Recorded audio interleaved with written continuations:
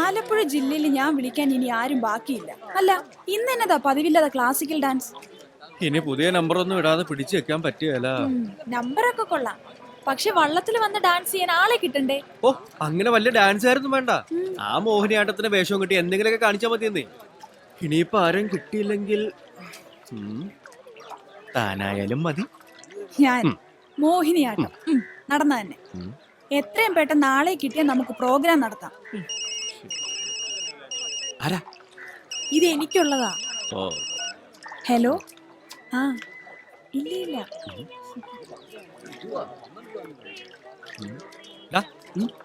നമ്മുടെ മാമച്ചന്റെ കടയിൽ എന്തോ ഒരു തിക്കും തിരക്കും.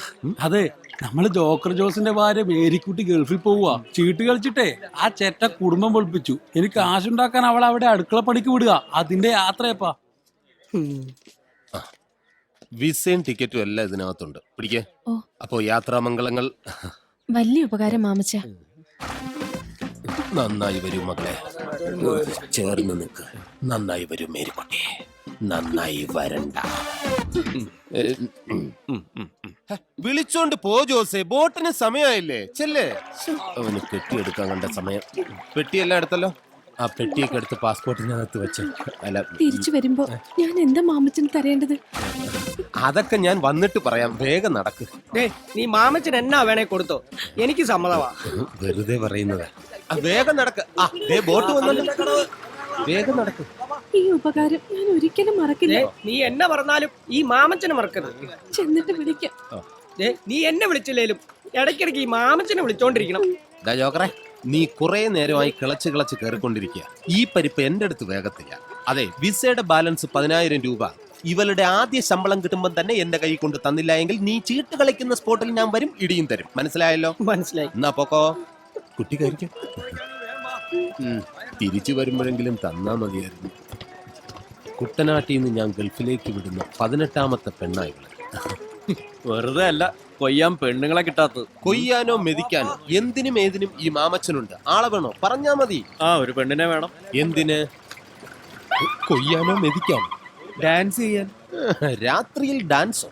എടാ കോഞ്ഞാമണിയാ, എന്റെ ഹൗസ് ബോട്ടിലെ ഫോറിനേഴ്സിന് ഒരു എന്റർടൈൻമെന്റ് പ്രോഗ്രാമിന് വേണ്ടിയിട്ടാ. വിളിച്ചിട്ട് ഒരുത്തേയും കിട്ടുന്നില്ല. ആരെങ്കിലും ഒരാളെ ഒപ്പിച്ചേ പറ്റൂ. കുട്ടനാട്ടിൽ നർത്തകികൾ ഉണ്ട്.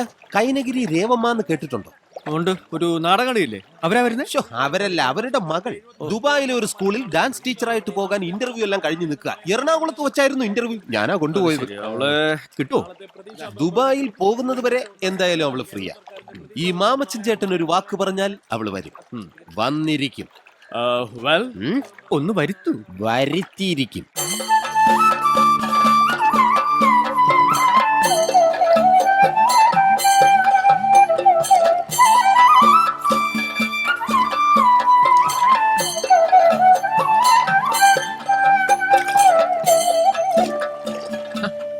വന്നു. മനസ്സിലായല്ലോ, മാമച്ചനൊരു വാക്ക് പറഞ്ഞ വാക്കാന്ന്. നീ ചെന്നാ വലുതിനെ പിടിച്ചു കയറ്റി. എനിക്ക് ആ ഭാരം താങ്ങൂല. വരും. ഹായ്. ഞാൻ അങ്ങോട്ടല്ല, മോളിങ്ങോട്ട്. സോറി. ഇതാ ഞാൻ പറഞ്ഞ ഗോപൻ, ചക്കാട്ടു ഗോപൻ. ആടുഗോപൻ എന്നും പറയാറുണ്ട്. അടിയുള്ളോണ്ടാ. ഞാൻ കൈനഗരി രേവമ്മ, സ്റ്റേജ് ആർട്ടിസ്റ്റ് ആണ്. ഇതെന്റെ മകൾ കൈനഗരി ജയശ്രീ. കലാമണ്ഡലം ജയശ്രീ എന്നാക്കണം എന്നായിരുന്നു ആഗ്രഹം. നടന്നില്ല. ഈ പെട്ടിയൊക്കെ ആയിട്ട് സ്കൂളിൽ പോയിട്ട് വന്ന വഴിയാ. ഇത് ഇവള് സ്കൂളിൽ പോകുമ്പോ ഉപയോഗിച്ചോണ്ടിരുന്ന പെട്ടിയാ. ഇപ്പൊ ഇത് മേക്കപ്പ് ബോക്സ് ആക്കി.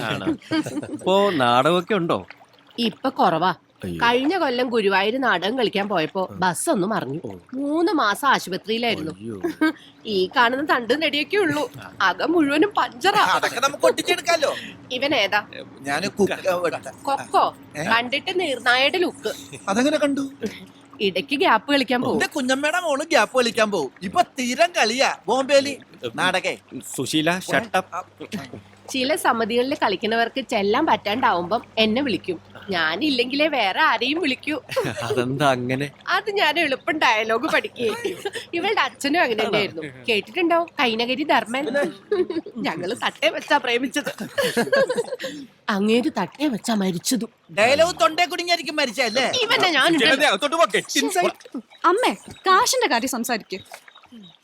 മാമച്ച പറയ്. കാശിന്റെ കാര്യത്തിൽ ഞാൻ ഇടപെടാറില്ല. അതെന്താന്ന് വെച്ചാൽ നിങ്ങൾ സംസാരിക്കാം. ഞാൻ ബോട്ടിലുണ്ടാവും. ഇതൊരു ചെറിയ ബോട്ടാ, 1-2 ഗസ്റ്റുകൾ മാത്രമേ കാണൂ. പിന്നെ ഈ കോമ്പറ്റീഷൻ കാരണം നമ്മൾ കൊടുക്കുന്ന ഓഫറാണ് ഈ എന്റർടൈൻമെന്റ് പ്രോഗ്രാമേ. ഒരു 10-15 മിനിറ്റ് എന്തെങ്കിലും കാണിച്ചാൽ മതി. എന്നാ പറ്റി തനിക്കങ്ങ് പോയി ചെയ്തൂടെ?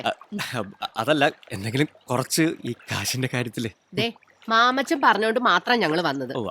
എന്ന് വെച്ച് കാശിന്റെ കാര്യത്തിലൊന്നും കുറയ്ക്കാൻ പറ്റത്തില്ല.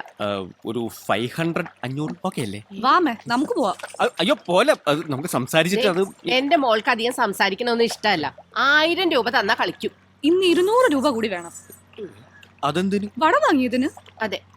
നിങ്ങൾ വട വാങ്ങി കഴിച്ചാലും ഞാൻ എന്തിനാ കാശ് തരുന്നത്? തലയിൽ വെക്കുന്ന വട. ഓ, വടയപ്പ തലയിലാണോ വെക്കുന്നത്? വട ഞാൻ വീട്ടിൽ വെച്ച് നടക്കാറില്ല. ഇവിടെ പ്രോഗ്രാമിന് വേണ്ടി വാങ്ങിയതാ. അത് ശരി. തിരിച്ചു പോകുമ്പോ തന്നേക്കാം. ആ തന്നേക്ക്. കരിങ്കലം വെക്കുമ്പോ അതിന്റെ അടിയിൽ വെക്കാം. ഇയാള് ഞാൻ ഉച്ചിരാ, നീ മിണ്ടൽ. അകത്തോട്ട് കയറി വാ. കയറി വാടാ. അതെ, എന്തെങ്കിലും കുറച്ചുകൂടെ കുറച്ച്. ഒന്നും കുറയില്ല. സമ്മതാണെങ്കി ഇതേ CD.